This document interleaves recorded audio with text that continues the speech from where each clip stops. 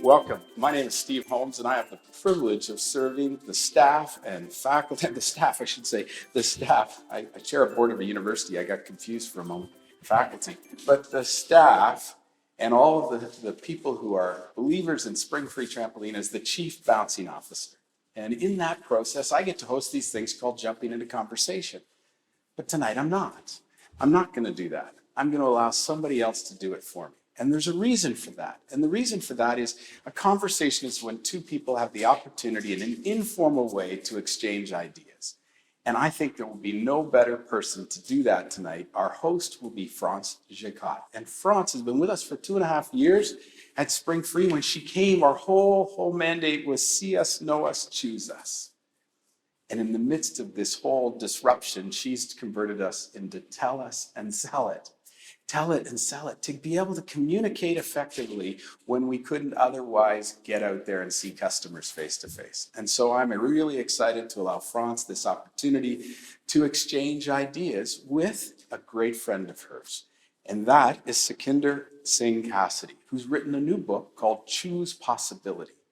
Now, for me, this was a no-brainer because from my perspective, in our organization, there is nothing more important than us being able to assess risk, being able to understand how to choose opportunities and possibilities, not just corporately, but in your own individual lives.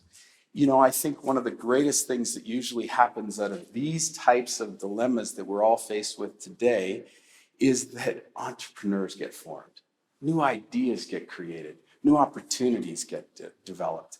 And I think that as France and Sukhinder have the opportunity to exchange ideas, you're going to hear some of the things that make that possible. And maybe it'll make it possible for you. You know, we've always said at Springfree, the best part of business is people. And so our people are the most important. But I've always said to all of you, I don't necessarily think this is the end of your professional career life. So I hope as we develop and jump into conversation today that you see opportunities for new adventures and new chances for you to develop and choose possibility. With no further ado, I'll be done. France, Sukhinder, come to the stage and enjoy and have some fun.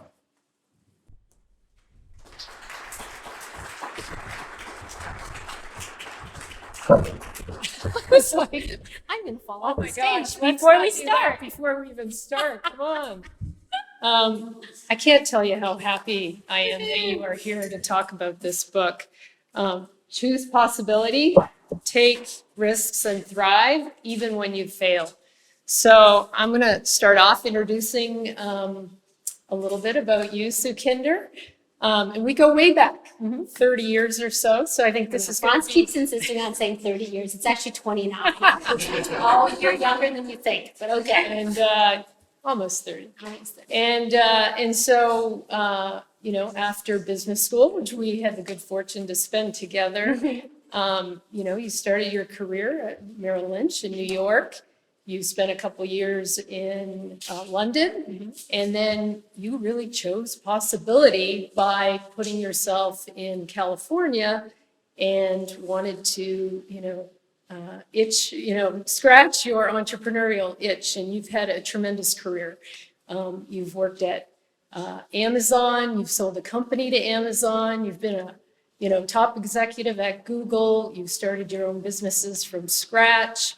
And most recently, you were CEO of StubHub, where you sold that for over $4 billion. And I know I'm missing some different bits and pieces of your career, but an absolutely exceptional career. So today, I just want to spend some time talking about your book and some of the things that, there's great advice in the book. And certainly, this is a book all about taking risks in the face of uncertainty. And I can't think of anyone who would say in these times that, they are not having to take risks in the face of uncertainty. So with that, I'd like to start off, perhaps you can tell us, you may want to highlight a couple of other things in your career, but, tell us about a couple of risks you've taken in your career and how that has helped you become more successful. Sure. We could also spend all this time talking about France. or her college career. I don't know. Let me know. That might be a more interesting conversation. But for the time being, I'll go with it. Well, look, I think there are a couple of things, and Franz is actually probably one of the people who was on a journey with me when I first learned about risk taking, and it was actually a pretty seminal moment, and it was early on, right? We actually went away in our final year of university abroad for a semester. And quite frankly, like this book is all about taking calculated risks. It was the most uncalculated risk I took. I would say to people, I was like an overprotected Indian daughter. So like you have to imagine, when I got to university, I was like, I'm gonna have some fun. And I was like, what's a sanctioned way to go to Europe? It's to go study abroad.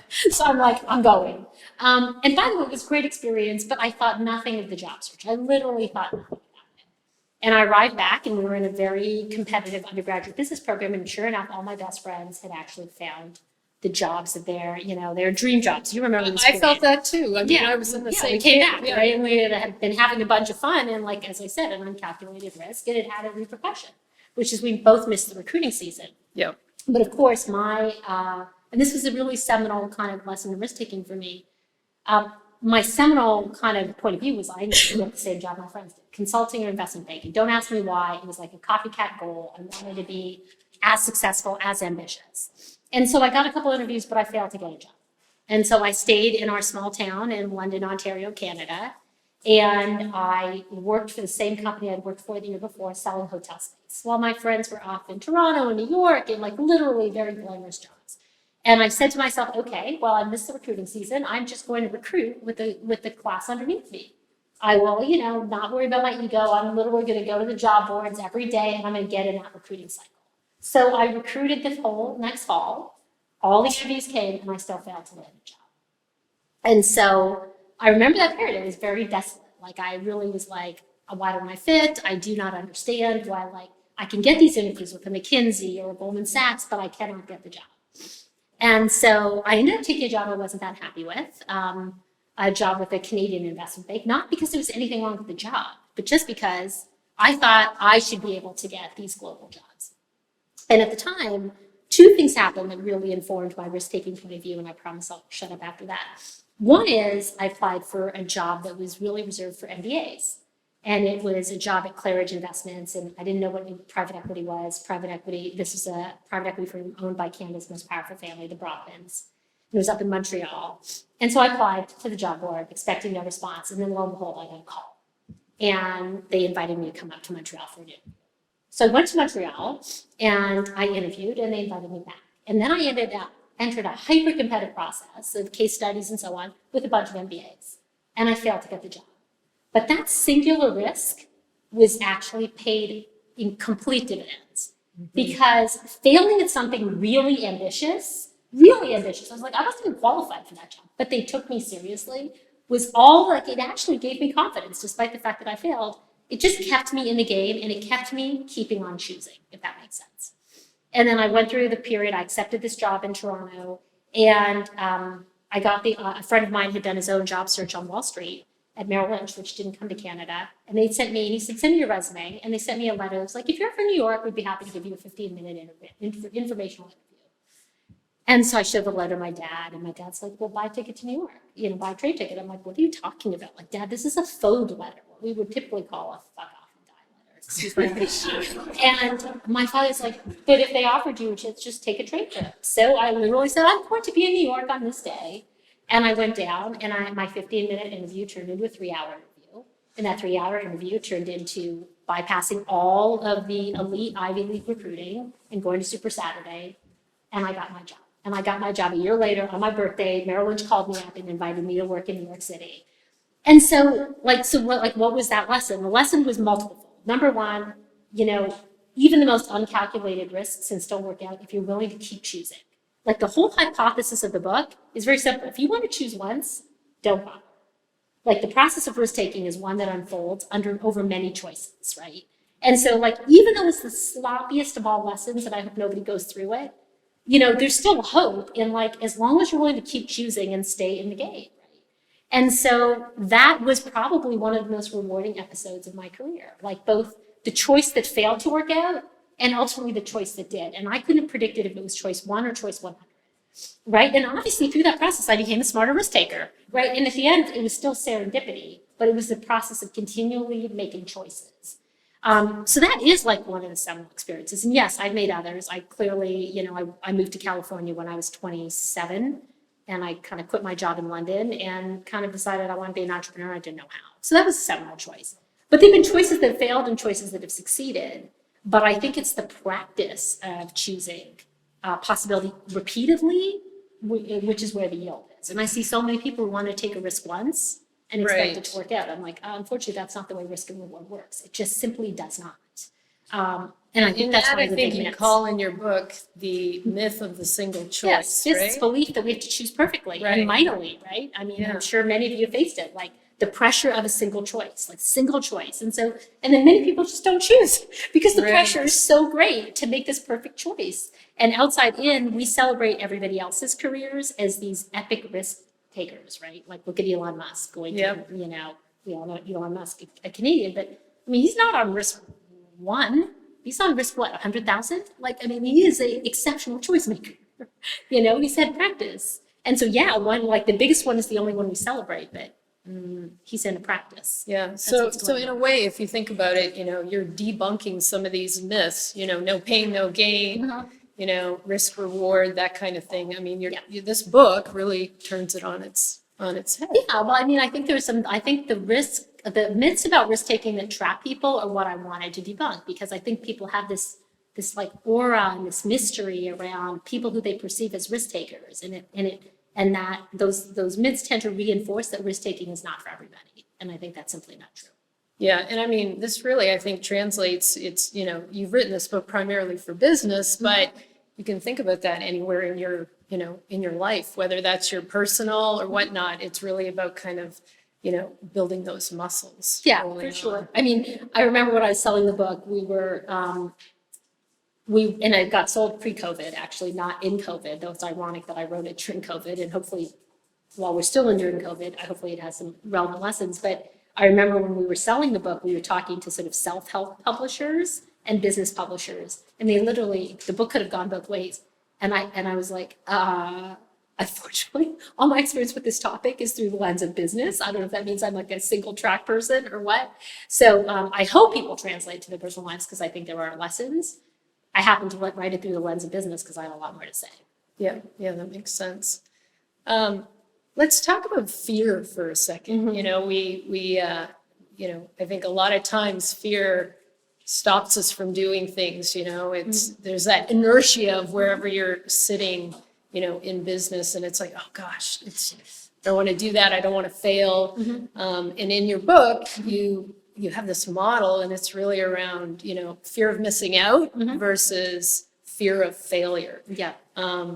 Talk to us take us through that a little bit, because I think that's pretty interesting in terms of a way to think about things so that you kind of get yourself moving. Because, my mom used to say this, she'd say, if you don't do anything, no one will ever judge you. But guess what? If you don't do anything, you haven't done anything. So I think, that might be a good one. So I think, that's really important. Like, you got to have a bias to action. So talk a little bit about that model, because I think that's something that people can take away from the book and be quite useful. Yeah. So I have a very simplistic formula that we talk about in the book, which is everybody's familiar with FOMO, fear of missing out. No surprise there.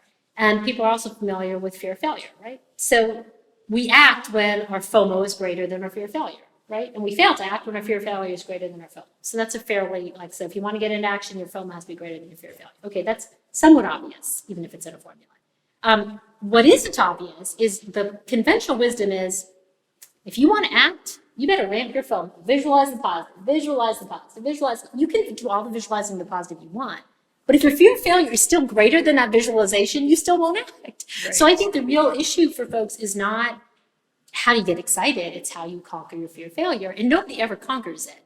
But I think there are strategies to minimize your fear of failure. And people are like, well, what do you mean? And somebody recently said this phrase to me, and I like it, so I'm just going to use it. This idea of pre-mortem, I'm not going to say it, post-mortem, pre-morteming your actions and really thinking about what happens And how many two-way doors exist if your choice fails is a really important step. So I'll say to people like, okay, if you want to imagine what fear looks like, instead of staying away from it, name your fears, size your fears, and then I want you to go through the door of failure, and I want you to tell me how many choices you have after the choice. And people are like, what do you mean? I'm like, no. How many choices do you have after the choice? The choice fails. Now, how many choices do you have? If you have a lot of choices, chances are it's not a big risk. If Jeff Bezos has a phrase that he calls the one-way door. And he's like, one of the reasons Amazon is able to act is because most things are two-way doors. Most things you can go through and come back. That's at least one choice. Most things you can also go through, and even if you fail, there are at least 5 more choices. That's a way to really put your risk in perspective. And there are a few things that are truly one-way doors, and those one-way doors are what we call our bigger risks.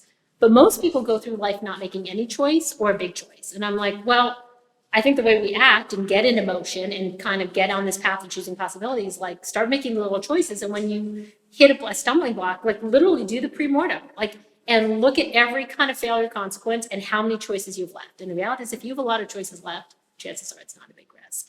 And so I find that very helpful for me. Like as opposed to avoiding my fear, I mostly am enough of a control freak that I don't think I can control the risk, but I think if I can imagine the 5 ways I'm going to respond, I kind of ease myself enough to get into action. Yeah. But honestly, visualizing the positive, that's quite easy for me to do. That's not going to get me to act. Yeah, not that alone, right? Not that alone. Yeah. I mean, it's a great step, but the problem with visualizing success alone is it sort of trains you to believe that if success doesn't happen straight away, which quite frankly is the minority of cases, you're just out of luck, right? And so this is why I worry about FOMO alone.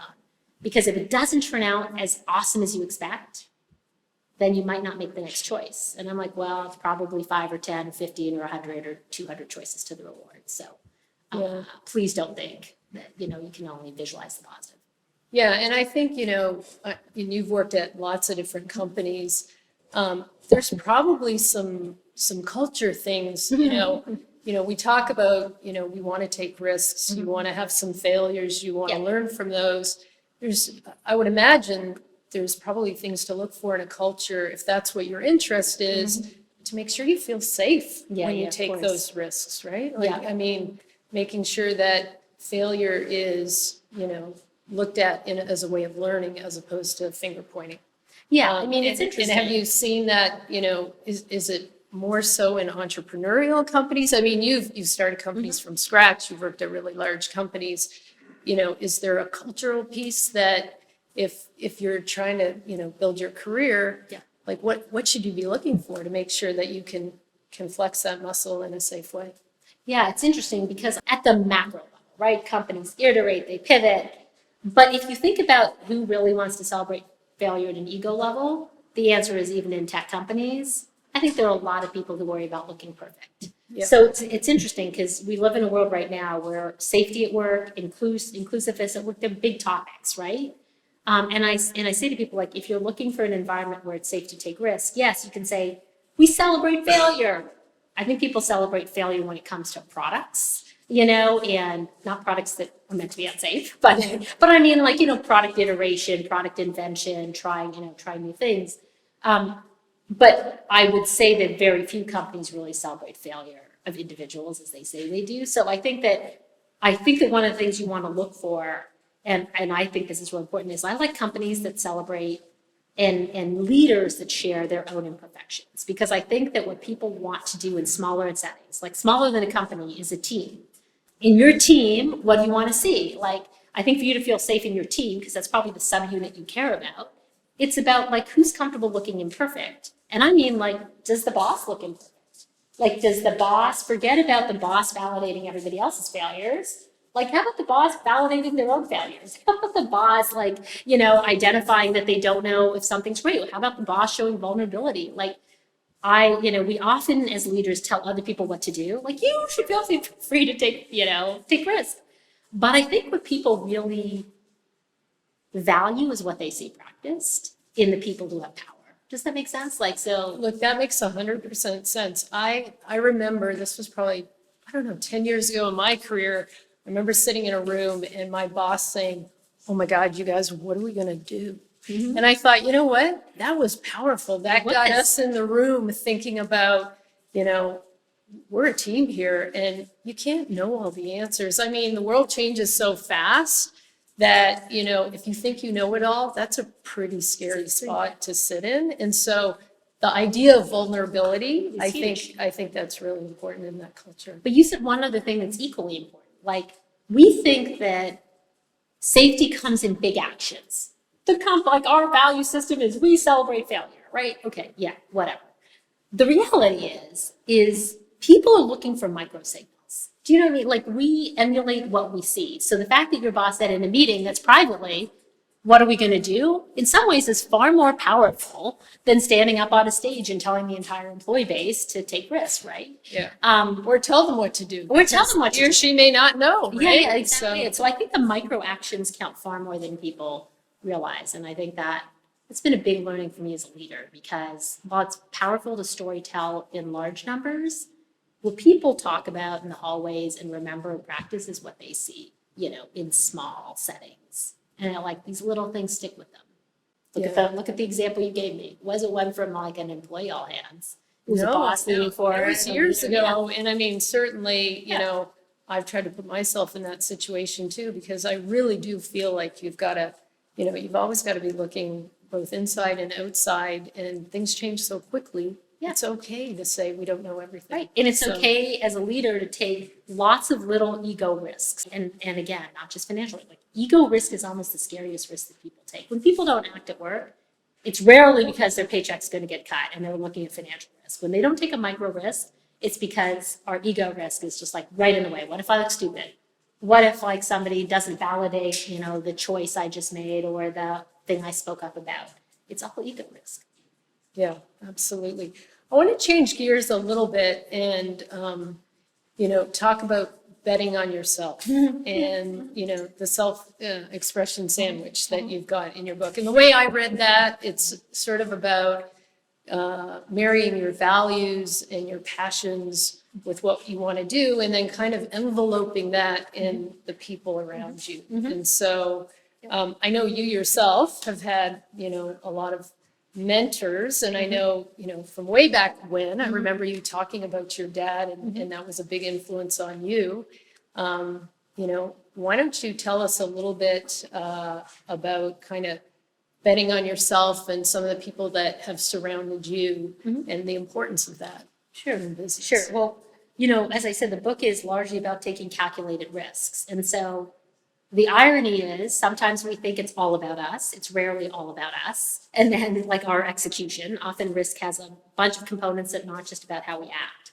But what we can control, to your point, is the pieces that are about us, which is like who we are, what we value, what our strengths are, you know, putting ourselves in alignment with kind of places that both value our gifts and where we find values overlap with the people we work with, right? Because to your point, we're like more likely to take risks, to have impact when we have values overlap, when we feel like we're in an environment where no matter how perfect or imperfect people are, like we largely feel like their worldview of what's right and just and fair is kind of similar to us. And then also like they value our diverse skills and, you know, and they married with theirs, you know, you sort of find magic. And so I'll say to people like the smart bet to take on yourself, to your point, is know who you are, your strengths, your weaknesses, your gifts. Passions come and go. So I'm not so much a fan of like, know what you're passionate, because I don't know about you guys, my passions and interests have changed over the years.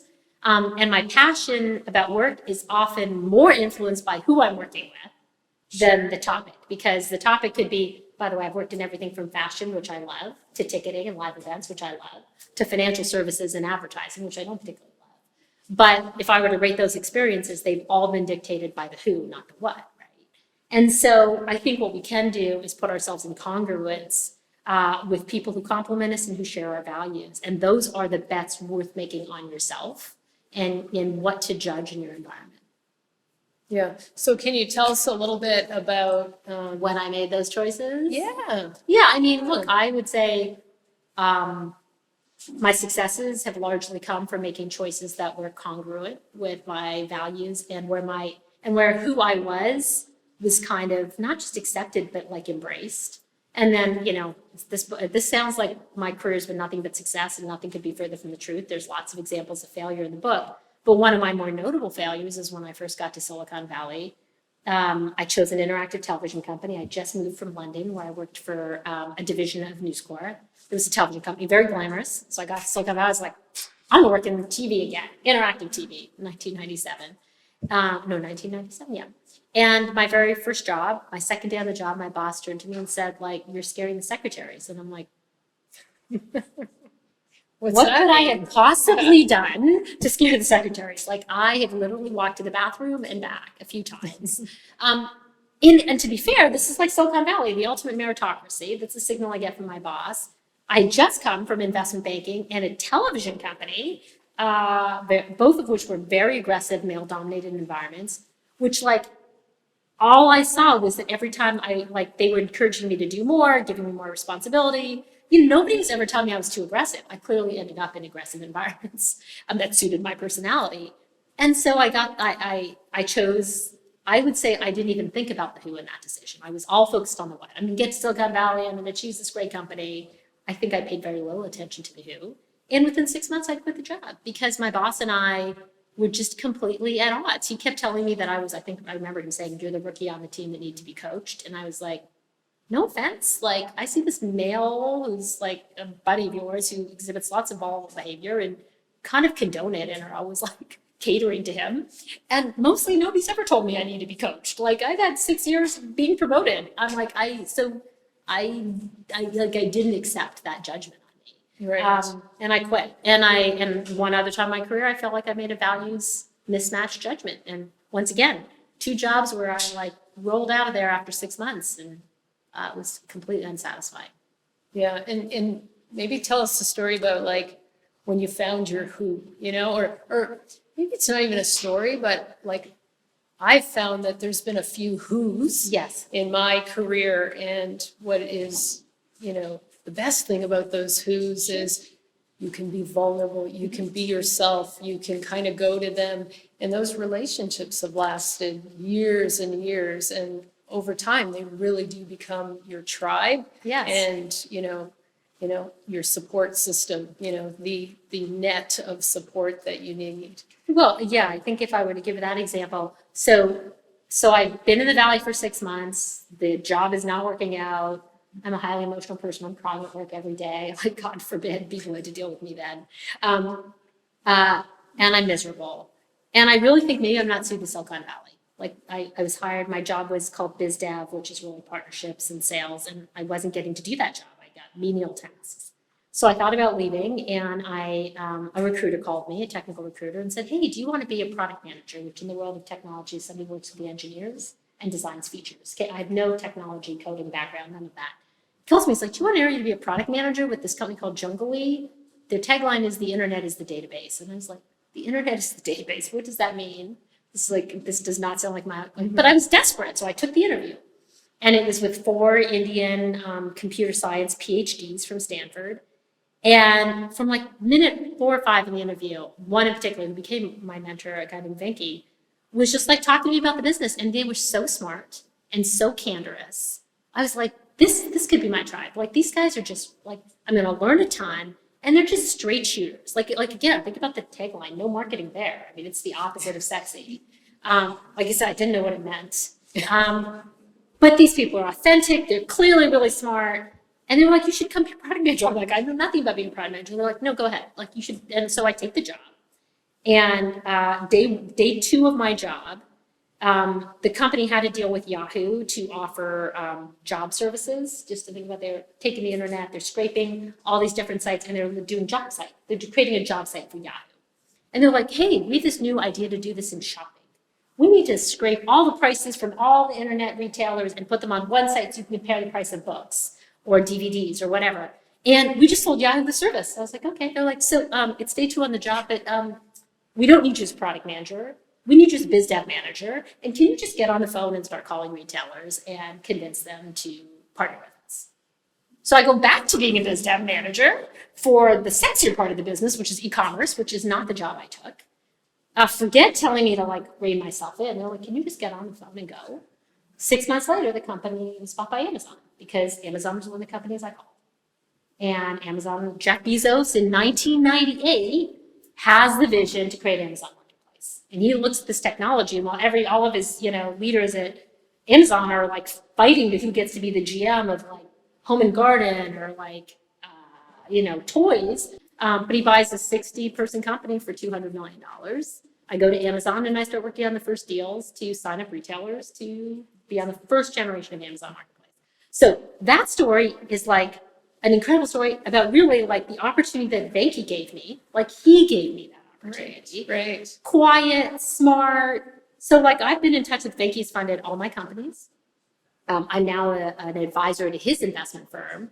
But when I had my second values misfit almost 20 years later, after that moment, I ended up being CEO of a company, a startup that I left 6 months later when the founder and I battled for control of the 20-person company. I'd left Google to do it. I'd left a multi-billion-dollar job to do it. And I called him in tears. I was like, the founders called the board and asked, and he wants the company back. I've been here 6 freaking months. Right. I gave up a big job to do this. And what do? And Venki was like, Sukhinder, I really don't understand why you would ever want to battle for a company where the founder and the board just show you their value system. Right. It's like, And it do was not a fight for it. mismatch. It was a mismatch. Yeah. It was a mismatch. And we can go through that story. We don't need to because we've got other things to talk Yeah. about. But like Venki has been a seminal part of my career. He's everything I value in a human being. He's completely different from me. He was like there at the beginning. He's been there in the middle. He's there at the end. Hopefully not the end. Hopefully I have another job with me. But it's just been an amazing mentor for me. And like I said, so different for me, but like that underlying values fit and our sense of like, I think his sense of what's right and just and fair in the world, like I just respect as much as I respect all the things he does well. Yeah. Yeah. Huge opportunity for me. That's great. Now, let me ask you a question. When you went to Amazon, those Yeah. were early days. Early days, yeah. And I mean, did you have access to Bezos? Were you, did you see a notable difference in the risk taking that was happening? And do you think that shaped some of your thoughts around risk taking? Yeah, look, I think that obviously Jeff Bezos is extraordinary. Could I call it him back then? No. But I will say, like, think about buying Jungle for Amazon Sure. Marketplace 20 years before. Look at that business today. And in that business, I think how he did Jungle is very illustrative of how he has run the company for 20 years. And yes, I did have access. We'll talk about that in a moment. He bought us and 2 other companies at the same time. I think he shut them all down. After he bought us, he tried to go after eBay and do auctions. So he had an auctions business. That was the second attempt to be a marketplace. And then, I don't know, he made 3 or 4 subsequent, tries before marketplace really took off, right?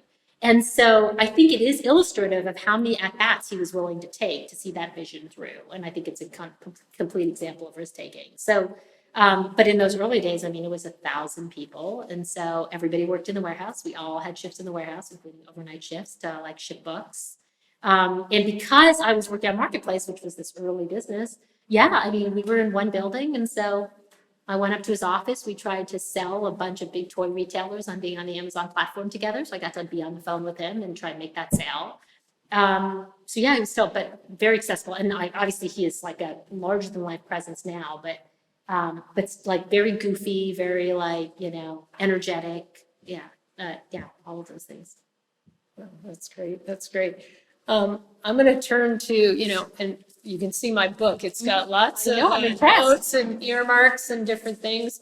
I'm going to turn to, chapter 11. What chapter is that? To succeed, forget success. Okay. So I read that chapter and I thought to myself, oh, that's so interesting, because up to that part in the book, I felt like we were really focused on success. Then I'm like, wait, forget about success. And I think, you're a tech entrepreneur, you're a CEO. In that world, sometimes success is looked at as the future profit, or maybe it's an opportunity to make impact globally, and I look at, my career path that I've taken, and this, mostly CPG. Last couple of years, I've gone into, the backyard, outdoor, Springfree trampoline, a little bit different, but mostly CPG. And, I was used to talking about profit and profit. And that's what we were focused on. And so, this idea of to succeed, forget about success. Mm-hmm. I'd love to dig into that a little bit and have you, kind of talk about that in that sense of, you started hitting on great things around, making a difference and, what's Well, that mean? Yeah, so I think a couple of things. So first of all, like everybody wants success. I want success, you all want success. That's true. But as I said, if you believe that the path between risk and reward is relatively nonlinear and it takes many choices and you don't know which choice will unlock, success, then you're in a cycle, right? You're just you make a bigger choice. And when I say once you make a bigger choice, it's not like you're done. You think like, oh, I made the big choice, I'm done. And you're like, oh, now I need to execute it. And often, between as I said, the choice and the reward, you're going through multiple cycles of execution. And so what I say is like, look, you can try and focus on the reward, but it's so far away, right? The success you envision. But what you can focus on is outcomes. Every time you execute, I execute, we're just trying to create an outcome, right? Because an outcome is a learning or it's a mini success. That's all it is. And so, the point I make in the book is you can find success where people have had impact. You could have impact without having success. You will never find success without impact. You will never find somebody who's been successful who's not had impact. You will find people who've had impact but haven't had success. And so as I thought about the fact, risk and reward is this odd thing where you can keep iterating and you may get to the reward you thought you did or you may not. But if every time you go through an iteration of execution, you focus on creating an impact is any kind of result that was the result of your efforts. And if it either produced a learning or an indication of where success lies, you're in the zone where you're somebody who can create results. And you and I both know that if you're somebody who can create results, your career will never be over, whether or not you get the reward you want. Because so I'm almost be results focused, and people know that, or be outcome focused. Because if you can create outcomes, you can create impact, right? And then whether or not you get the reward you originally imagined, we're in the world right now where you can redefine your career multiple times. But a career can never be redefined if it doesn't have an accumulation of impact. It just won't happen, right? But if you have accumulated impact, I can tell you whether you failed or succeeded at the risk you took, it kind of doesn't matter. If you're an impact player, if you're somebody who creates results, you can remix those things and then you'll ultimately get success. And I think everybody looks at careers and they think, oh my God, you made this move and this move and this move. How smart. And I'm like, yeah, what was really happening for any person you're looking at is they're remixing all these things that they're learning and creating results. And then they combine them in this way and it looks like a success. Over here, it looks like failure. But any career that out from the outside looks linear, I can tell you, is just a remixing of experiences and skills that people got in their various choices, including yours, by the way. You were a consultant for many years. I am sure that set of experiences and diverse experiences led you to Springfree. I could, and everybody will be like, Florence, what a great choice. And I'll be like, well, it's choices, results, impacts, and then you have the freedom to remix them. Maybe it's the original success, maybe it's a different success. Yeah, I think definitely in your career, you don't know where you're going straight away. don't. And I mean, you've got to sort of learn and play around a little bit and take some chances. And, not every day is going to be rosy, but that's the benefit of being able to go out there and do it again. And I think, and I know that you like sort of the entertainment world or had some interest there. You look at some of these entertainers or even sports people, they do a great job in that. Yeah, absolutely. They're masters And of I'm going reinvention. to date myself, but look at Madonna. She did it 100 times over, right? Or And Lady so Gaga. Lady Gaga would be Yeah. another one. Yeah. So I think that some of those themes sort of bleed into other areas for sure. Yeah, for sure. But I will say, and this is always the danger in taking risks, and I think this is important. People confuse calculated risk taking with change, right? And so I see a lot of people who actually make tons of choices. I see these resumes too, particularly in Silicon Valley. You guys may have the opposite problem in Dallas. In Silicon Valley, you will find lots of resumes of people who've been someplace 6 months, a year, 2 years, but their career is going laterally. And I'm like, okay, you may be taking many risks, but you got to stop for a moment and be like, can you show me your impact? I actually could care less if you failed or succeeded. Can you just point to every job and show me what outcomes would not have happened if you weren't there? And people are sometimes very confused with that question. And then they literally start describing their job. No, I just want to know, what wouldn't have happened if you weren't there? And if people can sort of tell me or share their outcomes that they created, I really could care less if they have success or failure in any individual job. But I want to know that they were there long enough to make an impact. And they can actually point to the things that were different because they were there. And like that's the track record I like to see, rather than like success. Name brand. I've been look at all these places I've been for like a year, and I'm like, okay, tell me what you can do. Right. That's the name of the game. Well, and I think a lot of times, you know, those recent learnings are more important than the number of years you worked at Yes. something, because, you know, the world's changing so fast. It's like, you know, to your point, what have you done lately? Yeah. What have you done? What have you done lately? Yeah. So I mean, it's Yeah. this balance between agility and impact. And so this is where I'm like, to succeed, don't focus on success, because like you actually literally cannot control the outcome. I know you think you do, you cannot. So what do you have to be satisfied with in this risk reward journey? And it's like, well, if you can find impact, you can be satisfied even when you fail. Amazing. Yeah, that's great. And again, going back to the book, I was reading this. So I have a chair I read at home, and I'm reading away, and I read the idea of power flow. And I literally say to myself, oh my God, that's a great way to think about that. It was almost like, you know, the book bonked me on the head. And so this idea that, you know, to be powerful, or the idea that power is, you know, it's not finite, we got to fight over it. Like, talk about that. Because for me, that was like, whoa, that's fantastic. And I think, you know, as people think about having success in their career, being able to sort of think that way is just, you know, for the better. And it probably raises companies all around you, and it raises people all around you. Yeah, well, I think the issue that you're kind of, or the topic you're talking about, is this idea that people think that power is finite, right? Like we grow up, we're like, if I have it, you don't have it. Like it's scarcity. And I think you know, obviously one of the things I posited in the book is that we don't always control our outcomes, right? But we agree that if we have choice and we have agency in how we respond and how we anticipate, then kind of we're empowered, right? So if you believe that, like, you know, empowerment comes from agency and response, then the reality is you can always generate it. You don't need anybody to tell you you're powerful. You are powerful. Like, and so people will put that label on you when you make a choice that isn't particularly successful. And people are like, oh, you're powerful. And I'm like, well, actually, the minute you know that you have agency and response, you feel pretty empowered. I feel pretty empowered, even despite the fact that I failed a number of times. And so like, then you're like, oh, well, in that world, power is not finite. It's not to be fought over, right? You can have some and I can have some. By the way, you can generate your own. I don't need to give it to you. I don't need to take it away. It's also true, and you noted this in the definition of power flow, just because power is abundant doesn't mean it's equally distributed. So some people, we see it, systemic bias, and so limit possibility for like people, it's not equally distributed. Even if it's all available, why do some people work as hard and don't get as much, right? And even if they're smart in their choices. And so the notion of power flow is like, well, what if the system that we should all be working with in possibility is like, you can generate, I can generate it. So if we're generating it for ourselves, why shouldn't we be working to generate it for others? Because the more I give away, like instead of being powerful, I'd rather just give away power because I can generate it for myself. So if I can distribute it, maybe I can make other people more powerful.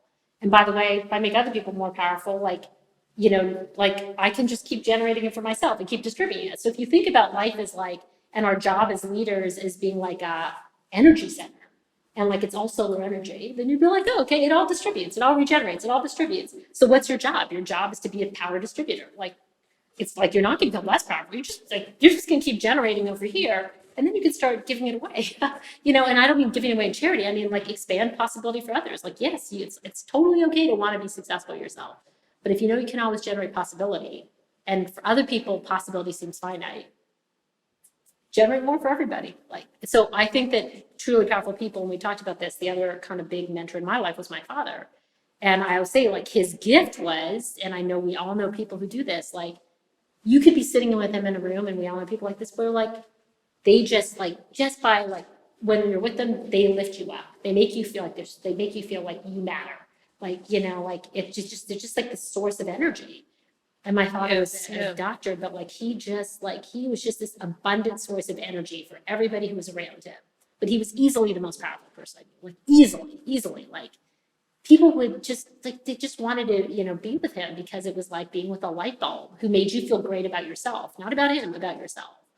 And so I think that I think that's very a rare skill, but I think for all of us, what you can take away from it is, yeah, you don't have to have that magic, but you can think about your power and giving it away, knowing you can always generate more. Right, yeah, yeah, that's incredible. Yeah, And I think, to be able to, start doing that, it just has that multiplier effect, Yeah, right? yeah, Which, absolutely. yeah. Which And is in great. little ways, like nobody's saying like, hey, nobody's saying start a charity. I'm like, okay, like what's like acknowledge somebody in a meeting, like, like validate somebody's idea. Like there are little opportunities to just, give other people energy and power every single day. That's another risk worth taking. That's a big risk. Like that's a tiny risk that has huge rewards. Yeah, yeah.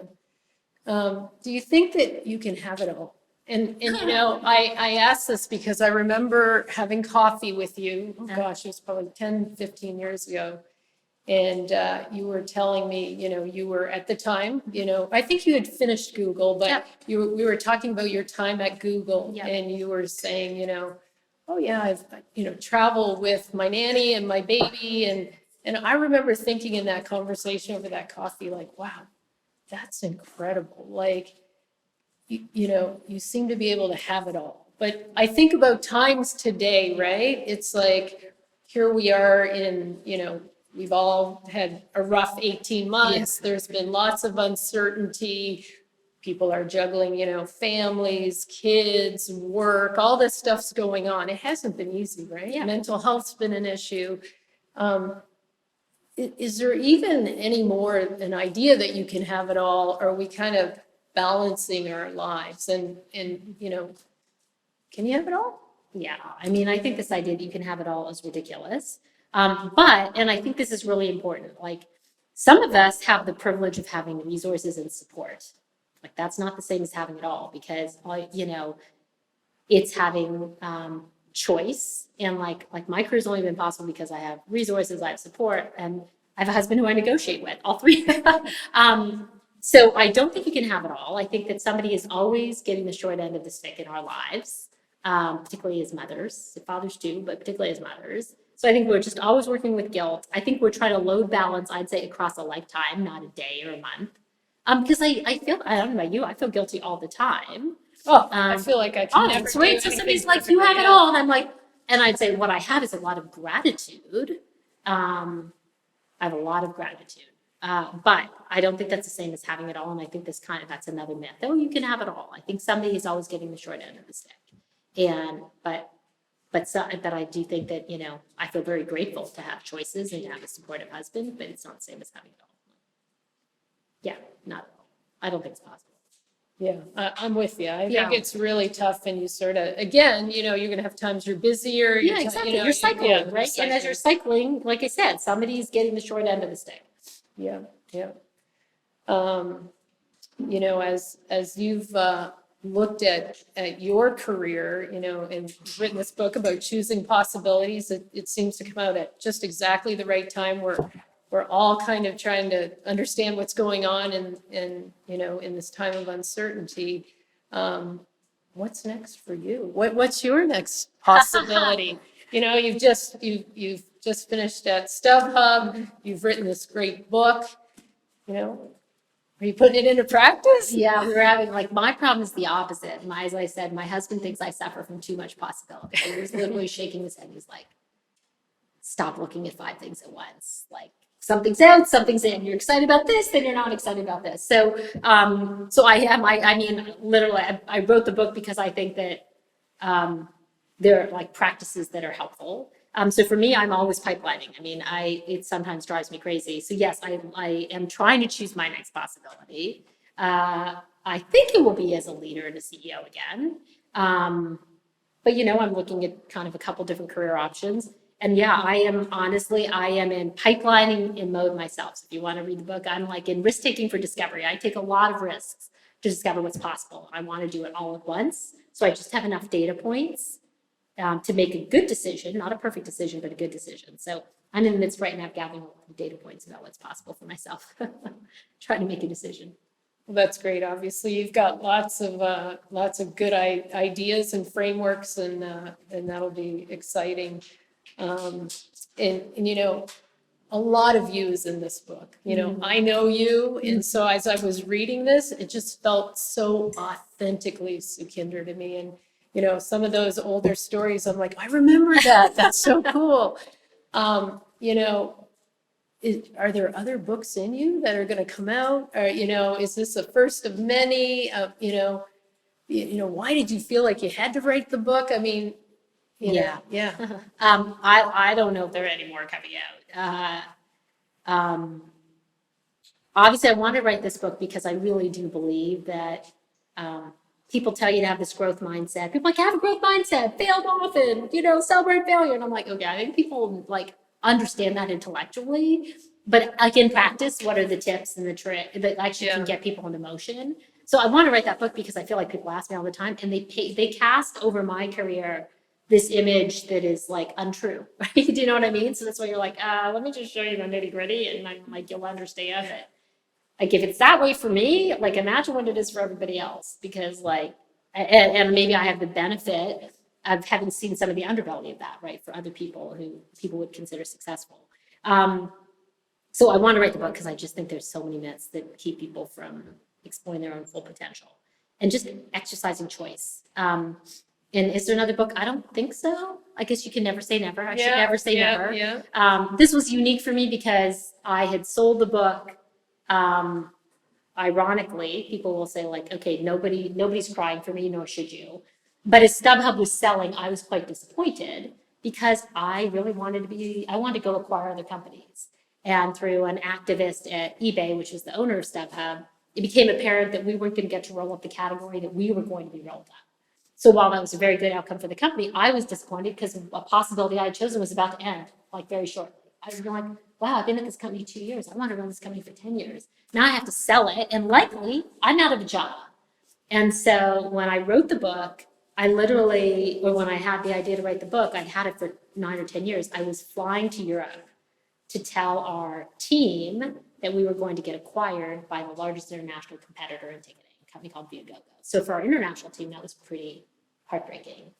And so while I was heartbroken, I was like flying over to tell them the news. And as I was flying over, I was with our VP of HR, and I was like, what can I do to distract myself? I need a next possibility. Like if I just go through this period selling the company and I don't know what and I knew I would take time to figure out what's next. So I was like, you know what? I was like, Marie, I've also started to write this book. And she's like, you should write it. So I got off the plane and I sent an email that night to a friend and got connected to an agent. And I literally hired an agent to sell this idea and book at the same time that we were negotiating the final announcement for the final contract after announcing the deal, the final papers to finalize the sale. And so this was my choosing possibility at a time where I was not happy with the outcome personally, even though I freely confess it was a great success for the company. So that's how this book happened.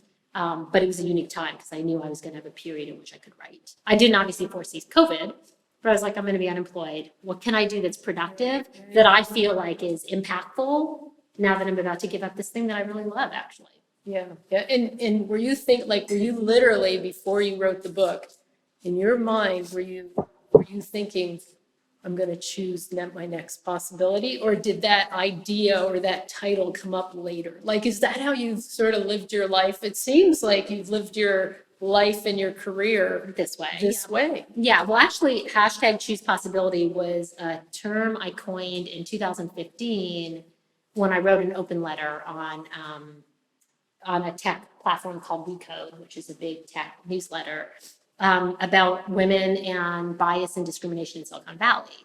And so I basically titled a letter that was called Tech Women Choose Possibility, which is like they wake up every day as entrepreneurs and they can hold this duality that like, yeah, things aren't equal, yet every day they choose entrepreneurship, right? They choose to sort of like make, lean in. And so it was like a letter on that duality, and I loved the title. And so when the time came to write the book, I was like, that's a really good title. And so I already own the URL. The board Which list is owned important, it, right? which is Yeah, ironic. I mean, The board list owned really it because I thought the board, I didn't know what I was going to do, and I ended up starting a platform called the board list. And so the board list owned theboardlist.com and www.choosepossibility.com. So I called up our CEO. So I was like, we do nothing with that URL, right? Can I just take it back? I'm writing a book. Yeah. And so that's like, so yeah, the phrase has existed for a while. Yeah. And the board list, that's one of your later ventures. Yeah. And that sort of goes into the impact we've been talking about. And it's a for-profit, correct? Yeah, it's for-profit, mission-driven. Yeah. Okay, and you're placing board members? Yeah, diverse leaders get With nominated, companies, and searched for board opportunities. So it's a community of, I think it's organically grown to about 20,000 leaders who are on the platform. And companies search for diverse talent, and you can recommend diverse talent. And Amazing, so, just continue amazing, to and grow. that's one of the things you're still involved in quite a bit. And I'm a it's grown- founder. it It's a has- startup. And it's grown quite quickly, and something we need.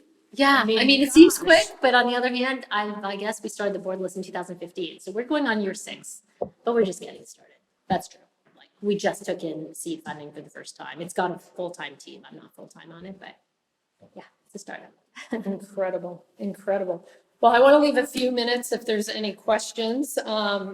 But, I do want to say, and this is now available internationally, correct? Yeah, I mean, just we've came out got, internationally.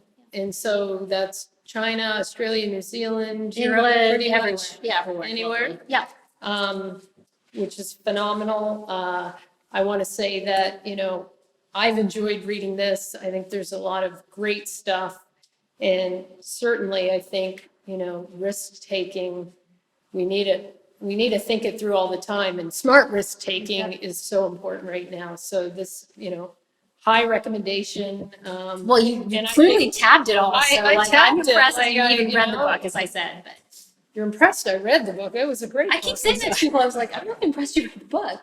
And I know. And they're like, really? And I'm like, yeah, no, really. I know you're really busy. You wrote the book. So yeah, more people read the book than I expected. Let's put it that way. Yeah, so I don't know if we have any questions from, Steve, you want to, yeah? We do have a few that have come in, so I'll step in the background here and ask a couple and for you, if that's okay. Sure. So one is, in the book, you talk about making the right transition. Because there's a lot of people who are coming out of this COVID time where job change is likely or possible. Yeah. And so this came from one of our staff who has a spouse who's going through this whole process. And you say in your book, nail the transition. So talk a little bit about what that means. Sure, a couple things. Well, it's interesting, right? Because part of the impact we have on any organization is how we lead. And I think, so it's one thing to sort of think about your next possibility. And in the book, I talk a lot about how do you start a transition by, using risk-taking for discovery, right? Like risk-taking is literally a practice to discover what might be next. But as importantly is like, as you're leaving anything, leaving well is really important because that is part of your impact too. So a friend of mine and an old colleague, Cheryl Sandberg, used to have this term for women, not term for women, advice to women, who she was like, don't leave before you leave. If you think about getting pregnant, that's great. But if you start planning for your departure before you're even pregnant, like you may be opting yourself out like a year ahead or something. But that phrase, don't leave before you leave, to me is important because I don't know about you all, but I've had people who leave well, and leave well to me means like, how do you leave an impact for the next person to, to step into your shoes? How do you leave more possibility? If you're leaving, you have a chance to think about like, who might, bring to the table, who can, have your opportunity. Number 2, how do you leave that person with something good, not a mess? And number 3, like this idea, don't leave before you leave. Okay, you might be discovery, but while you're here, try and maximize your impact. And we all know, like, I don't know about you, I've had employees who've left terribly. When I say terribly, I mean like, you left me with a mess. There's no succession in your organization. By the way, like, you've worked here for 6 years and now you're telling me you're going in 2 days. I'm like, okay, you can choose to do that. Like, by the way, that's like, I'm happy you're transitioning. But how you transition is part of your impact. Like, so like, don't work this hard to just like, at the end, like, throw away, like how this organization could really, move on without you in a good way.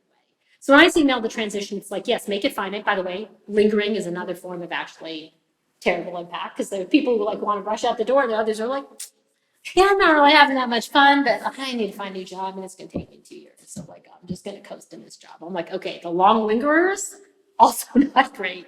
Because again, like, it's not like the people around you aren't always measuring your impact as well. So I think it's about being present while you're there, setting a finite timeline, but like while you're there, be there and try and leave not a mess, but a place of possibility when you leave. And I think that's what nailing the transition is about.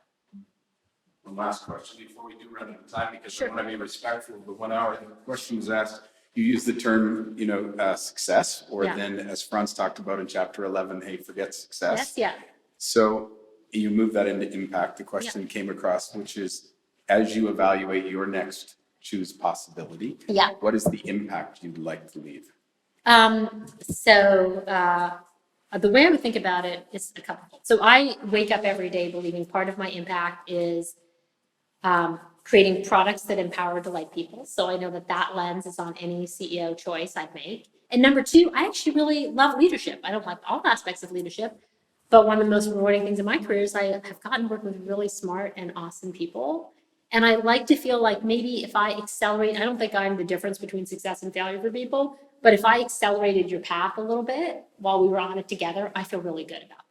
So I know that my next lens of impact is, yes, I want to be in a job that's really fun. And of course, I care about all the capitalistic things you might imagine, but I want to work on products that empower and delight people. And number two, I want to feel like as a leader, I'm growing and that I can intersect with people and maybe accelerate their path a little bit. That's how it's defined for me. And then of course the board list, which is board list, I'm all in on the board list. I'm yes, the more, we can change the face of leadership, you can change cultures and companies globally. So the board list you just have to take as a given. But in my day job, where I'm not the founder, but just the CEO, it'll be, that kind of definition. Terrific. Ladies, thank you both so much. We are respectful for our 1 hour time frame. Thank you for having me. And it's been a delight. For those of you who are here in the room, you get to enjoy some more time. For our staff around the world, it's great to see you. As you know, you can always reach out to any one of us. And we hope that this evening has been impactful. For those of you who have joined us on Facebook Live, hey, thank you for joining us and continue to engage in conversation. Have a great evening.